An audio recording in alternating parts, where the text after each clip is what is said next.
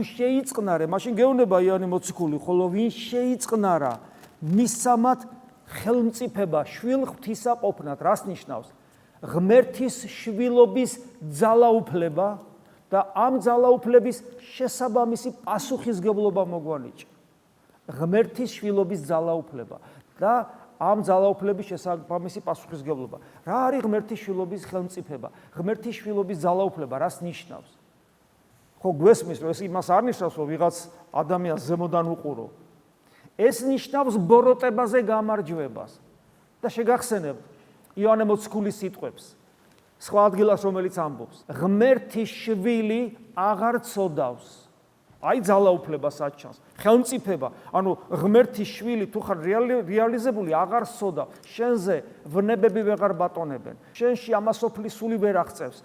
შენ ვერ გამარცხებს დაცემულ ანგელოსთა მთელი ლეგიონი. შენ გამარჯვებული ხარ ბოროტებაზე სრულად, იმიტომ რომ ღმერთის შვილი ხარ. და სანამ ჩვენ ვცოდავთ, ჩვენ არა გვაქვს ხელმწიფება, ანუ ძალაუფლება ღმერთის შვილობისა. ესე იგი შესაბამისად ჩვენ ღმერთის შვილები ჯერ არა ვართ ღმერთის შვილები. ესე იგი ჯერ ჩვენ არ შეგვიწყნარებია ტექსტის მიხედვით. და თუ ჩვენ არ შეგვიწყნარებია, მაშინ ჩვენ ვართ ისინი, ვინც ჯერ ვერ იცნო იესო ქრისტე.